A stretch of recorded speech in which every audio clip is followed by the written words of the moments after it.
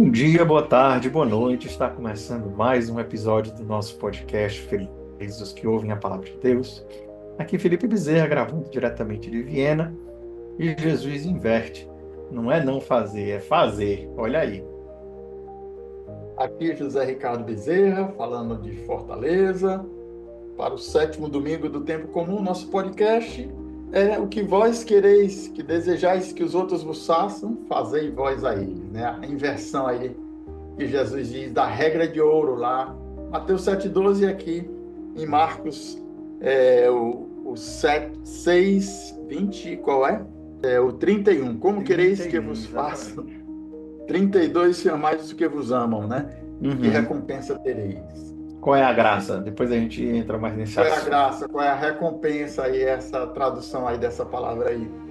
Que É. no Mateus é um pouquinho diferente de Lucas aqui hoje. Uhum. A gente vai então pegar a nossa Bíblia, você pega a sua Bíblia. Vamos, como sempre, deixar a leitura, né, o Evangelho no comentário desse post, seja do podcast de áudio, seja no YouTube, vai ficar lá. E você pode pegar, então, a gente vai ler aqui depois da vinheta, Lucas 6, de 27 a 38.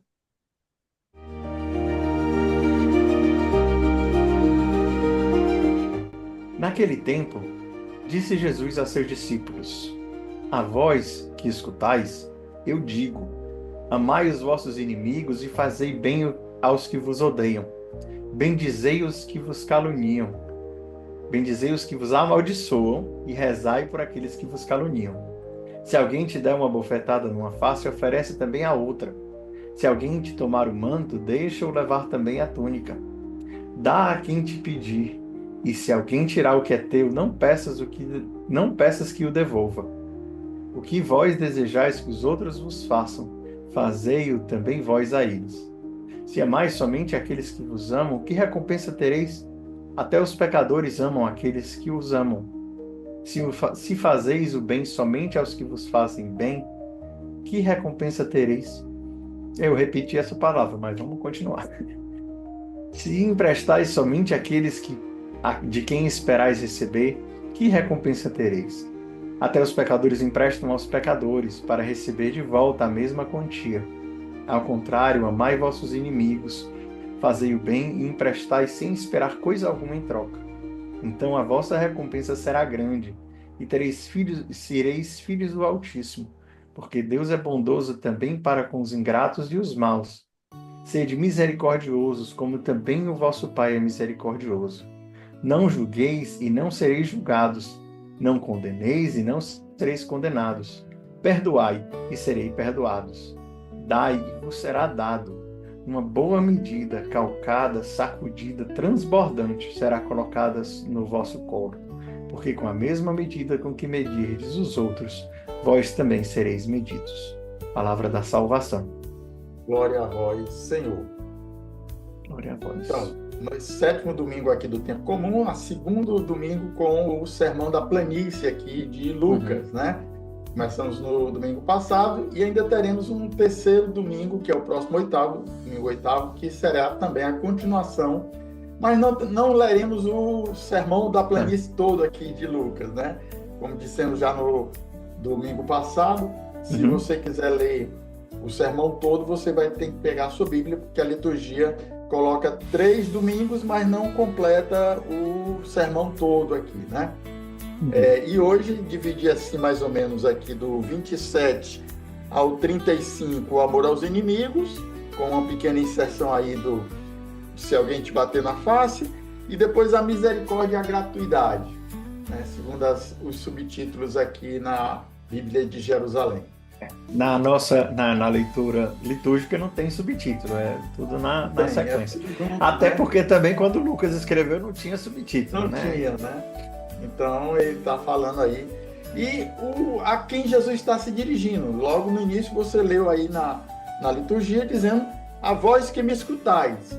Quem são esses vós? No domingo passado a gente comentou, né? Era o povo da Judéia, de Jerusalém, de Tiro e Sidônia. Então engloba aí todo mundo aí, não somente os cristãos vindos do judaísmo, que são aqueles direcionados no Evangelho de Mateus, né? E que Lucas aqui omite aquelas referências ao Antigo Testamento, e aqui também se supõe os judeus vindo do paganismo, os gregos, né? Porque Lucas tinha o grego também como sua língua, não sei se língua mãe, né? Porque Lucas era grego, né? Mas conhecia tanto aramaico, o hebraico, provavelmente também o latim, porque ele também se dirigiu lá em Roma, né? Junto com Paulo, evangelizou toda aquela região do Mediterrâneo que era dominada pelos romanos. Então, provavelmente também Lucas sabia não apenas o grego, que ele escreveu aqui Evangelho, mas o aramaico, o hebraico e o latim. Ali também aquela região todinha, o grego era a língua franca, né? A língua do comércio, a língua onde as pessoas se comunicavam. O grego era como se fosse o inglês de hoje, né? Todo mundo fala inglês e todo mundo se comunica em inglês, e aí naquela época era o grego, né? Todo mundo falava grego, todo mundo se entendia em grego e era mais comum. Uma coisa que eu aprendi também há pouco tempo com, de novo, o professor Júlio. Estou sempre citando ele porque eu estou criando uma amizade com ele, né? Ele é professor lá do seminário de Brasília, e ele é formado em História, e ele fez, o mestrado dele, né, o doutorado dele foi sobre os apócrifos, e ele estudou copta. E isso eu não sabia, é que o copta é todo escrito com as letras gregas. Né? O copta é a língua egípcia antiga, né? Desde o tempo dos faraós se falava copta, mas era hieroglifo, depois passou a ser o alfabeto grego. Então ele sabe copta. Quando ele mostrou uma vez um manuscrito, aqui em copta, eu disse, pai, mas não está em grego, não? Eu disse, não, as letras são as mesmas. Ai, que interessante. Então, assim, para ver a influência disso, né? Como é, por exemplo, o alfabeto latino, né? O alfabeto de hoje, por exemplo, as línguas da América, Tupi-Guarani e tudo mais, eles todas têm o alfabeto latino. Por quê? Porque ninguém escrevia, e aí quando chegaram os jesuítas, pegaram e escreveram com o alfabeto que conheciam, evidentemente, né? Então, isso é uma coisa interessante de perceber, que o grego era uma coisa que era generalizada, e até quem não tinha o grego adotou pelo menos as letras gregas ali. Enfim, mas aqui acho que não vale a pena, tem muita coisa pra gente falar, pra gente estar falando de outras amenidades. Então, né? Parênteses aí inicial aí E a nossa situação, a gente situa sempre o leitor, o ouvinte aí, para que você, tomando a própria palavra de Deus, a Bíblia, você possa meditar e rezar, que é a nossa proposta aqui. Todos os dias, né, como a gente já comenta, e aos domingos o nosso podcast, que é um comentário um pouco mais estendido, lá no Instagram não tem, mas aqui vai assim um pouco mais longo, né, no YouTube. Eu me lembrei, quando a gente estava lendo, aqui, né, logo no começo, que ele fala, se alguém te tomar o manto, deixa também levar a túnica. Quando eu estava lendo, eu me lembrei imediatamente do cego de Jericó, que pulou e deixou o manto para trás. Eu não sei se tem relação, mas assim, imediatamente eu me lembrei dele, né? Porque eu sei que existe inclusive lei no Antigo Testamento de não poder tirar o manto, porque era o que a pessoa se cobria, né? Era tipo assim, a única coisa que a pessoa tinha. E aí Jesus faz o contrário, se alguém tirar, pode ter também tudo, né? Essa beleza, isso tudo aqui, toda essa leitura me lembrou da passagem quando Jesus fala de sede perfeitos como o vosso Pai é perfeito. Ele falava porque ele faz chover sobre a horta do bom e do mal, porque o sol nasce, né, sobre o bom e sobre o mal. Deus é bom com todo mundo, né? Então, Jesus não está simplesmente dizendo assim, sejam bons. Não, imitai a Deus, né? Imitai o vosso Pai Celeste, sede como Ele, né? E sede como eu também, né? Porque Jesus era Deus também, né? Eu acho isso também... E o amor ao inimigo, que é o mais chocante, assim, digamos assim, no Evangelho de hoje, que a gente vai comentar ainda aí. Mas no Antigo Testamento já mandava também essa santidade, né? O ser de santos, porque eu sou santo, né? O Levítico lá, já mandava esse santidade. Jesus vai colocar essa santidade, a perfeição, né? Evangelho de Mateus, sede perfeitos como o vosso Pai Celeste é perfeito, imitar o Pai, né? E é um ponto importante no Evangelho de hoje, essa imitação do Pai. Sereis filhos do Altíssimo, né? Porque o vosso Pai é bom, é bondoso, né? E o Salmo de hoje também é bondoso e compassivo, e o misericordioso. E aí termina o Evangelho com aquela exortação para a gente ser misericordioso, alargar a nossa medida, né? A gente ser medido com a medida que a gente medir os outros. Se o seu coração é pequeno, é estreito, você vai medir daquela forma. Mas se você alarga, e aí a sua medida é maior, você vai ser medido e você vai ser julgado por uma medida bem mais larga, né? E é isso que Jesus nos exorta, né? É uma coisa que, às vezes, assim, essa semana eu estava vendo, né, é um episódio, um show lá que tinha nos Estados Unidos, e aí a pessoa é tipo reality show, né? E a pessoa acreditava em tudo que os outros diziam, era muita coisa. E aí as pessoas comentando, falando assim, não, mas a gente não pode acreditar que todo mundo é bom.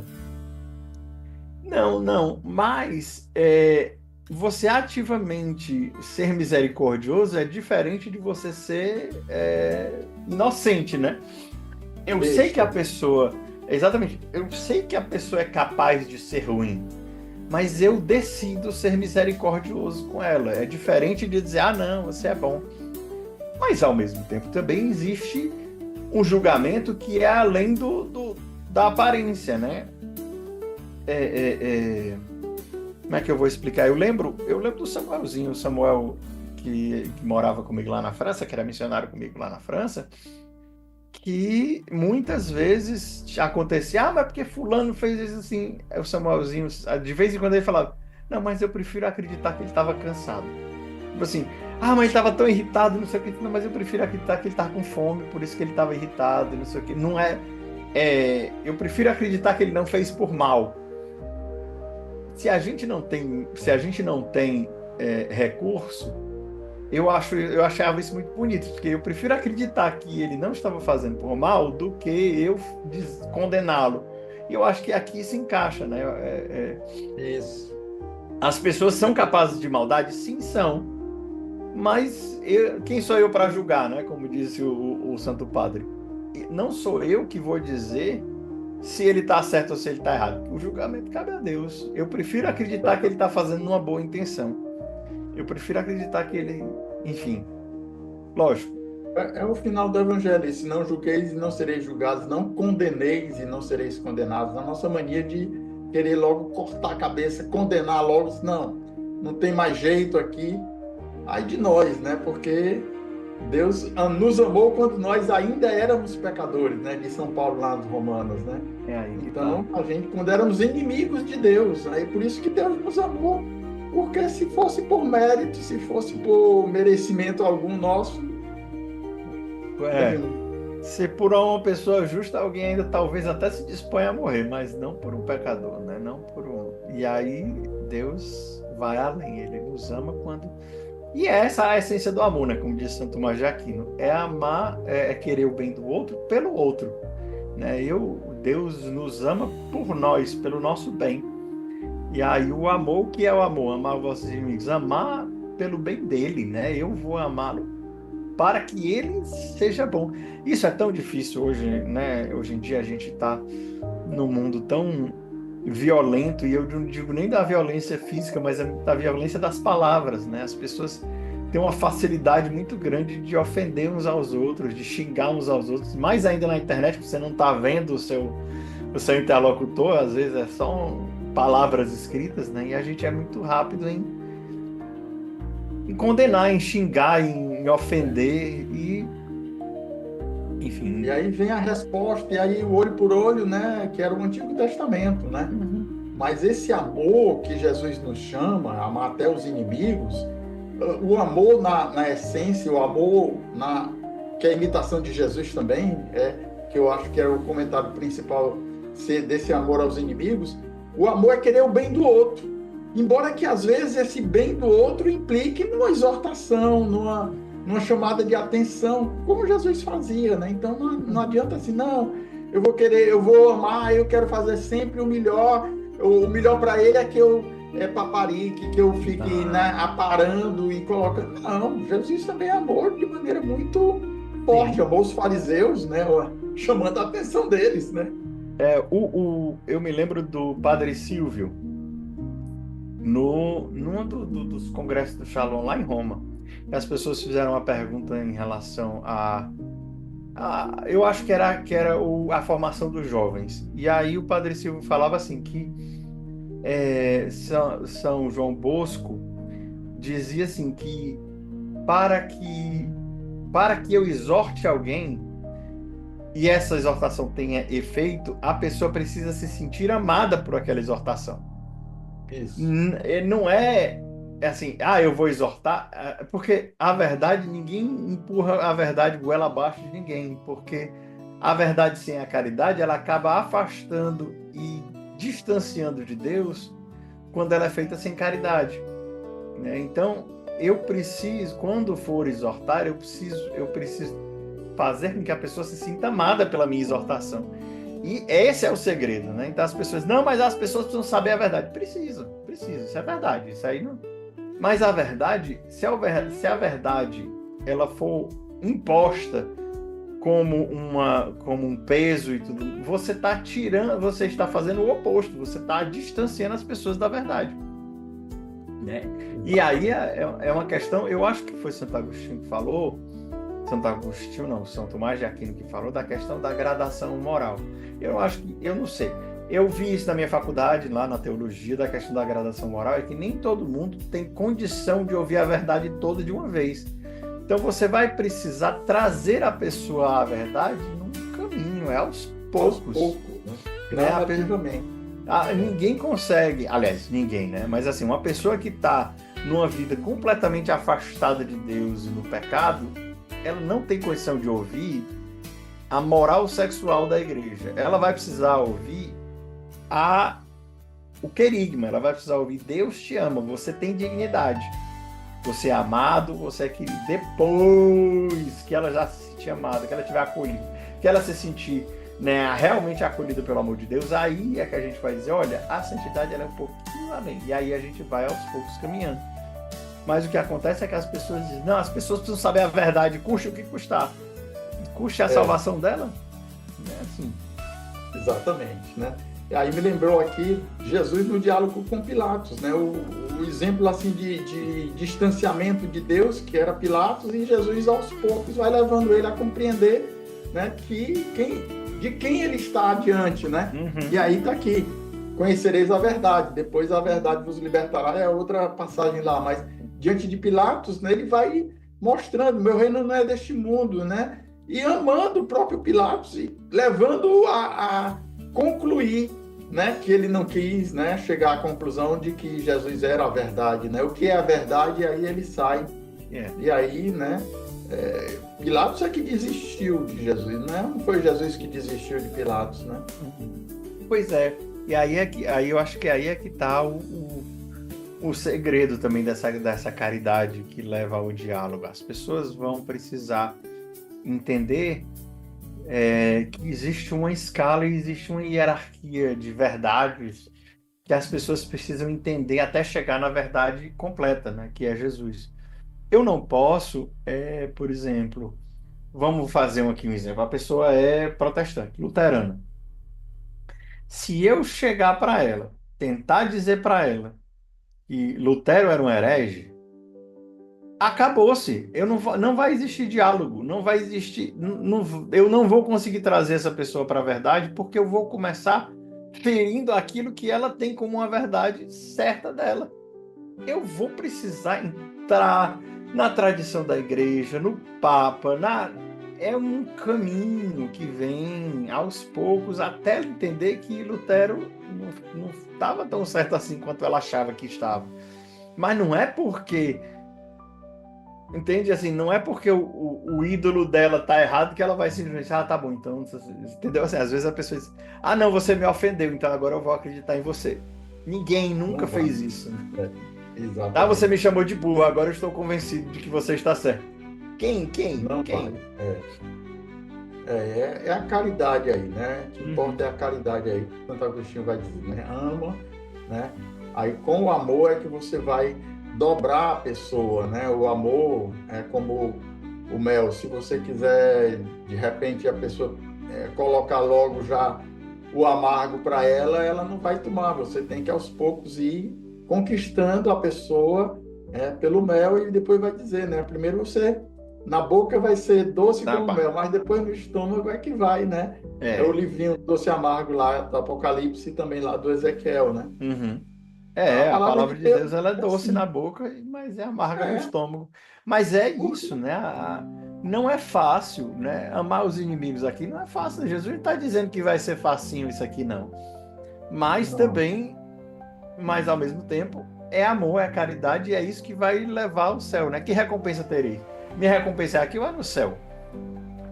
Enfim, exatamente. Né? é uma coisa interessante que eu acho que vale a pena comentar é que assim, a gente está falando aqui dos inimigos e tudo mais, mas durante alguns séculos, esse inimigo tinha nome, endereço, CPF e sobrenome, se chamava Roma, entendeu? Esses inimigos aqui, durante muito tempo, a igreja interpretou muito claramente como sendo os romanos, né? Assim, não era uma coisa abstrata, né? Hoje a gente vê os inimigos, acaba sendo uma coisa, mas aqui é muito concreto, né? Rezai pelos que vos perseguem. Quem é que perseguiu os cristãos? Eram os Os romanos, romanos, também os judeus, né? Em parte lá que também sim, estavam em parte. perseguindo, né? Então, até Paulo vai falar isso, né? Dessa realidade Uhum. de perseguição, como Jesus está dizendo no Evangelho de hoje, rezar pelos que vos perseguem. Quem eram os perseguidores? Romanos, né? Então Os era romanos. uma pessoa concreta, né? E eu fico pensando aqui também quantos cristãos não devem ter rezado por São Paulo antes dele se converter, né? Quantas pessoas não devem ter rezado especificamente por ele? Porque fala lá, o pessoal colocou os mantos aos pés de Paulo para poder apedrejar Paulo, né? Estevão. Na época ainda, né? Paulo, Saulo. Mas assim, as pessoas rezaram por ele. Assim, não dá para também desassociar esse mandamento de Jesus aqui com o que aconteceu imediatamente logo após. Algumas coisas, por exemplo, tem essa questão de Paulo, né, de Saulo, que se converteu. Isso também é outra coisa maravilhosa. Saulo, ele se converteu. Ele ficou 11 anos aos pés dos discípulos aprendendo, para depois ir pregar. Diferentemente que muita gente aí se converte no dia seguinte, cria um canal no YouTube para ensinar meu filho. Aprenda, discipule primeiro, meu filho, sabe? Seja discípulo. Mas, fecha um parênteses, eu quero falar aqui porque também a gente vê esse amar vossos inimigos aqui, já no tempo de Jesus acontecendo. A gente vê o centurião romano pedindo para Jesus curar o servo dele. A gente vê vários romanos, né, ali logo imediatamente se convertendo. Por quê? Porque aqui era muito concreto, né? Não está aqui nesse trecho, mas né, se alguém pedir para você andar 1 milha, ande 2, era lei dos romanos. Era o romano, né? O romano podia fazer isso. Podia dizer, pegar qualquer um e dizer, carrega esse negócio aqui para mim. E aí, se o cara chegasse, não, eu vou andar aqui mais um pouquinho com você. Não, mas você não tá mais obrigado. Não, mas eu quero. Peraí, quem é você? Que história é essa? Essa caridade aí é o que converte, né? É isso que converte. É quando a pessoa não tem obrigação, mas ela ama mesmo assim. Né? Esse amor aos inimigos era amor aos romanos. E aí como é que havia evangelização nos primeiros anos? Não tinha ninguém, não tinha redes sociais, não tinha microfone, não tinha nada. E as pessoas se convertiam ao cristianismo às rumas ali, especialmente em Roma. Como é que esse povo está sendo condenado a ser comido pelos leões e não faz nada, né? Assim, e não se rebela, não reage. Né? Eu fico pensando isso. Cadê a carta de Santo Inácio de Antioquia para Nero dizendo que era contra os direitos humanos ser atacado pelos leões? Né? Entende assim? As pessoas às vezes acham que cristianizar a cultura é se rebelar contra o governo, é cristianizar a cultura é como se fosse nessa uma guerra cultural, essa palavra, esse nome, me perdoe. Não é, não tem nada a ver, é a caridade, quem converte é a caridade. Vejam como eles se amam, né? Então, se as pessoas têm e criticam os cristãos, e os cristãos vão e xingam de volta, que recompensa ter isso? Quem que você está querendo converter? Quem é que está virando cristão à base do seu xingamento, né? Então, É esse um critério aí muito concreto, né? Do amor, né? Então, se você não reage, não dá outra face, né? A gente estava comentando aqui antes, né? Um padre da igreja falando sobre essa passagem. Não literalmente você pode até necessitar, mas não adianta você, né, reagir se você não tiver essa expectativa, se o outro não tiver essa expectativa de que normalmente quando você bate, você vai levar o troco, né? E aí é a diferença que o cristão tem que ter, tem que ser, né? Se você tem essa disposição de dar a outra face, mesmo que depois ele não vá dar, né? Como eu me lembrando agora do exemplo de Santa Teresa de Calcutá, né? A Madre Teresa lá, que foi pedir uma ajuda lá, um ricaço, uma pessoa lá muito rica, e a pessoa cuspiu, e aí disse, ó, isso aqui foi para mim, agora para os meus pobres. exatamente, exatamente. E também a irmã Dulce também fez isso, o Padre Pio, não sei se fez isso, mas com certeza, a Santa Teresa de Calcutá e irmã Dulce, as duas fizeram isso. Tá, isso aqui foi para mim, eu merecia. Agora os meus pobrezinhos, o que você vai dar para eles, né? Então, Pois é. e aí é que tá assim. E até dar a outra face, a gente vê no próprio Evangelho que o soldado lá do templo deu um bofetão em Jesus. Jesus ali ele não deu a outra face. Ele disse, sim, mas você está me batendo por quê? Né? Por quê? Eu Porque falei, ali Jesus. que me bates. Exatamente, porque Jesus estava querendo trazer a verdade. Qual é a verdade? Peraí, por que você está me batendo? Qual é o que foi isso aqui? Né? Não quer dizer que Jesus não reagiu, Jesus não bateu de volta, mas Jesus disse assim, sim, mas e a verdade? E a caridade? Onde é que está? Vamos trazer as pessoas à verdade. Enfim, entra nesse ponto, assim, a não reagir. A disposição é sempre interior, né? A gente estava vendo na Catena Áurea que sempre essa questão de dar outra face, os padres da igreja ali sempre interpretaram como uma postura interior de preferir sofrer a injustiça do que né, reagir, devolver, né? E aqui eu acho que entra também a questão da regra de ouro que Jesus muda, né? Que a gente tinha no Antigo Testamento, né? A gente comentou aqui antes de gravar lá no livro de Tobias, tinha, né? Não faça com os outros o que você não quer que faça com você. O que Jesus faz? Faça.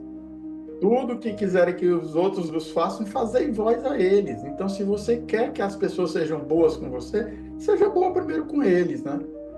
Mas é muito difícil. Mas é essa aí o desafio que Jesus nos chama, né? Fazer aos outros o que a gente espera que façam com a gente. Não, mas eu mereço, né? Eu quero, para mim tudo, agora para os outros, não. Aí ele... não, é tipo isso. Não, mas você tem que entender isso.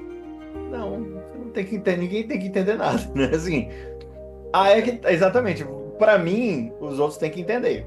Eu entender os outros, não, aí já é demais. Aí você está querendo que eu entenda? Então, qual é a coisa? Se você quer que os outros te compreendam, se esforce para compreender os outros, né? Essa ida e a volta. E aí a voz que me escutais, eu digo. Jesus vai falar para todo mundo. Não está tirando um ou outro. Não é só para os padres, não é só para os discípulos, é para todo mundo. Quem está incluso aqui, que a gente falou na semana passada, é de Tiro e Sidônia até Jerusalém. Está todo mundo aqui nesse voz. Está todo mundo aí. Cristãos, judeus e prosélitos, assim, os pagãos, os que estavam ainda para serem cristãos, né? Porque eu acho que tinha gente aí que estava ali de curioso, né? Estava vindo de Sidônia para ouvir aquele Galileu ali que estava de repente curando e... Exatamente, estava lá para ser curado, estava lá, sei lá. Então, é essa disposição aí, né? Do amor aí que Jesus vai chamar a atenção, né? esse amor aos inimigos. E um ponto aí também do amor aos inimigos, que eu estava vendo, essa meditação, é se Jesus tinha esse amor, o mesmo amor com que ele tinha, que ele amava Maria, a sua mãe, os discípulos, ele amava também os fariseus, amava os romanos, amava Pilatos. Não, né? Jesus quer dizer, sim, não, né? O amor de Jesus é único, é igual para todos. Mas a forma de se expressar para cada um deles era diferente. Evidentemente. E é isso que a gente tem que entender nesse amor aos inimigos também, né? Amar é querer o bem do outro pelo outro.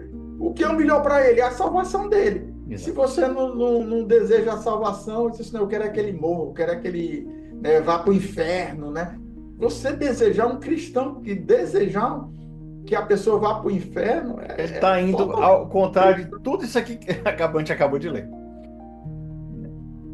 Então, a gente tem que se vigiar nessa nossa postura de querer, né, que a pessoa não pague o mal. Eu quero é que ela pague, né? Que fez comigo, agora ela vai pagar. Aí pronto, você...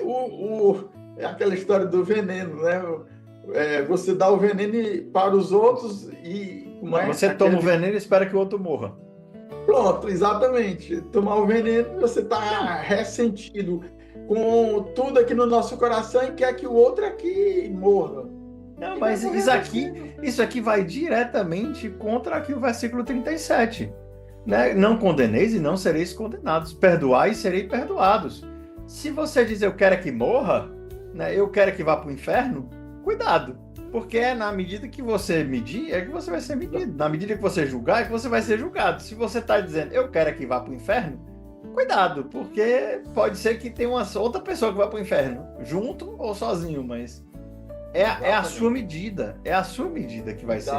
Com as suas palavras, né? Como você está dizendo aí, você tem que ter cuidado para os seus pensamentos, as suas palavras, que vão virar suas atitudes, porque aí diz, não, eu só estou com o meu pensamento ruim. Não, o pensamento já vai mudar suas palavras, que depois vai mudar suas atitudes, né? Aí o pessoal aí da psicologia sabe disso, né? A boca então, fala o que transborda do coração. E você está no coração, já está com esse pensamento mal, digo, não, eu nem disse isso, mas eu desejei que ele morra, que ele vá para o inferno. Meu filho, tenha cuidado. Mas aí é que tá. Uma coisa é você ser tomado pela raiva, uma coisa é um impulso de raiva e de indignação. Outra coisa é você alimentar essa raiva dentro do seu coração. Uma coisa é você ficar chateado, porque assim, a raiva não é pecado. Ter raiva não é pecado. Jesus teve raiva. Jesus xingou, fez chicote de corda e tudo mais. A raiva em si, ela não é pecado. O pecado é você alimentar uma raiva de algo. Até esse sentimento de indignação com a injustiça, ela não é pecado, né? Você vê que uma coisa está errada e você condenar essa coisa errada no sentido de isso precisa ser resolvido, faz parte, né? Eu penso de Dom Oscar Romero, lá do lado... Esqueci agora, da América Central, que denunciou o abuso, né? Denunciou a perseguição dos pobres e depois, infelizmente, se tornou o herói da teologia da libertação, mas que ele não era da teologia da libertação em si, mas ele estava ali, assim, claramente denunciando algo que estava errado. A injustiça ali. É a justiça do povo, né? Exatamente, assim, a questão não é você não ter raiva e você não falar. Não estou falando que... Mas é a questão de como você canaliza e de como você usa. Você ter raiva é uma coisa. Ninguém gosta de receber uma bufetada na cara, né? Ninguém gosta de ser injustiçado. Mas aí entra o que aí eu me lembrei da carta de São Paulo, se não me engano, aos Coríntios. Por que vocês não preferem ser injustiçados? Por que vocês não preferem ser injustiçados? Então, às vezes, assim, claro, isso aqui não é fácil, né? De você ver algo errado e, sei lá, vamos ficar aqui no concreto. Receber uma bofetada, seja física, seja espiritual. Ninguém gosta. Mas, ao mesmo tempo, o da outra face é não guardar esse sentimento de vingança e interiormente preferir sofrer a injustiça do que retribuir a injustiça. E aqui é onde está. Que recompensa tereis? Rapaz, a recompensa é grande, né? O que Jesus estava falando. Felizes vocês que choram, porque vocês serão consolados. Felizes vocês que têm fome e sede de justiça, porque vocês serão saciados. Então, calma, né? Não é Batman aqui. Ninguém é Batman, ninguém vai fazer justiça com próprias mãos, né? Exatamente. A mim pertence a vingança, diz o Senhor, né? Uhum. Então, um dia a justiça será feita. Isso aí a gente tem que acreditar também, né? Ou neste tempo aqui já, ou na vida eterna, porque o mal não vai prosperar, né? Jesus já deu essa garantia. Então, ter esta certeza de que, né, o bem vencerá. O bem já venceu, mesmo porque Satanás, que achava que com a morte de Jesus na cruz estava tudo acabado, perdeu. Você não entendeu. Você que perdeu. Né? Você... Como é a virtude, né? A esperança cristã, né? Como Santo Agostinho vai falar. Se da morte de Jesus na cruz, que foi a pior coisa que a humanidade poderia ter feito, Deus tirou a salvação de todos os homens, ainda mais o que Deus não pode fazer com os pequenos males que nos acontecem no dia a dia. Né? Deus só permite o mal no mundo. Carne aí. São Paulo também vai dizer, né? Na carta aos Colossenses. E se Deus permite o mal no mundo, é porque ele tem o poder de tirar desse mal algum bem. Exatamente. Precisamos terminar porque nós já estamos bem avançados a hora. Avançou. Mas eu só falar da recompensa, né? Por que que a gente faz tudo isso aí que Jesus diz aí? Até os pecadores fazem a mesma coisa, então o que é a diferença entre o cristão, né?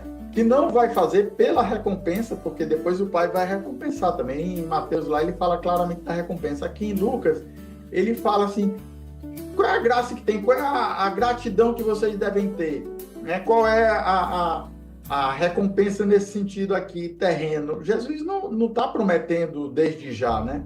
Mas que a gente faça para ser filho do Altíssimo, porque o Pai é bondoso, é compassivo, é misericordioso. E vós sereis filhos do Altíssimo. Então, a gente ser filho de Deus e se sentir como tal, é essa a grande diferença do Evangelho, né? Porque o judeu do Antigo Testamento conhecia Deus, o Altíssimo, o Filho do Altíssimo lá em cima. Mas Jesus veio dizer que nós somos filhos de um Pai amoroso, que quer nos dar, né, o melhor para nós. Mas claro que a gente aqui nesta terra não vai receber tudo, né? Mas teremos a recompensa no céu. Deus se fez homem para nos fazer como Deus, né? Deus, essa é a missão de Jesus, de nos fazer como Ele. Se nós formos semelhantes ao Pai, é para isso que Jesus veio. Pois é. Então vamos rezar, né? Vamos. Entregar aqui. Realmente aqui a gente não seguiu passo a passo, versículo por versículo, mas comentamos no global aqui o Evangelho de hoje, né? Muitos pontos, né? E acredito que você que nos acompanhou aqui até agora, né, possa ajudar para a sua oração com a palavra de Deus deste domingo, né? Então, Se você ficou até agora, não esqueça de deixar o seu like se você tem gostado, né? Exatamente. Vamos rezar e entregar ao Senhor também este domingo aqui, né? Hoje é o Senhor, né? É o Senhor. Então, em nome do Pai, do Filho e do Espírito Santo. Amém. Amém. Senhor, nós te louvamos, Senhor, te bendizemos pela tua palavra, Senhor. Teu evangelho deste dia que nos desafia a amar como tu amastes, para sermos filhos do Pai, que tu nos revelaste, Senhor, o amor do Pai para conosco. Nós seremos como filhos deste Pai, que é bondoso, compassivo, misericordioso. Sermos filhos, Senhor, é esta a grande diferença que tu nos queres, Senhor, fazer entender com este evangelho de hoje. Por isso, Senhor, dá-nos um coração como o teu, coração misericordioso para com todos, para com os pecadores, para com aqueles que te perseguiam, te caluniavam. Dá-nos, Senhor, não revidar, não voltar a ofensa com outra ofensa, não dar o troco que tu nos chamas, Senhor, para sermos compassivos e misericordiosos como Pai. Tudo isso te pedimos pelas mãos da Virgem, que foi mãe como coração como o teu, mãe misericordiosa, coração doce este coração como o dela que nós pedimos, pela sua intercessão. Ave Maria, Cheio de graça, o Senhor é cheia de convosco. graça, o Senhor é convosco. Bendita Bendita sois sois vós vós, entre as mulheres. Bendito é o bendito é o fruto do fruto do vosso vosso ventre, ventre. Jesus. Santa Santa Maria, Mãe de Maria, Mãe Deus, de Deus, rogai por rogai por nós, nós, pecadores, pecadores, agora e agora e na na hora de hora de nossa nossa morte. morte. Amém. Amém. Rainha da paz, Dai-nos a paz. da paz. Em nome do Pai, do Filho e do Espírito Santo. Amém. Amém. Muito obrigado vocês que assistiram até agora. Muito obrigado você que assistiu, que ficou. Não esqueça o seu like, não esqueça de compartilhar, de deixar, né, de avisar para outros, se falar, de se inscrever no canal se você não está inscrito ainda para não perder as notificações. Muito E um obrigado. comentáriozinho aqui, se você aprendeu alguma coisa que você não sabia, os Isso. nossos comentários de hoje, ou então se você quiser acrescentar mais um ponto que a gente não teve condições de falar tudo aqui do Evangelho de hoje, acrescente, coloque seu comentário aqui, né, Uhum. que nos ajuda também a divulgar, não somente o seu like, né, mas o seu comentário também é muito importante. Isso. E não deixe. E também, se você assistir até o final, comente nem que seja só assistir até o final. Então é isso, gente. Deus abençoe. Até o próximo podcast aqui, ou então até amanhã, os dias seguintes aqui no Instagram e no YouTube. Amém. Deus abençoe. Bom domingo.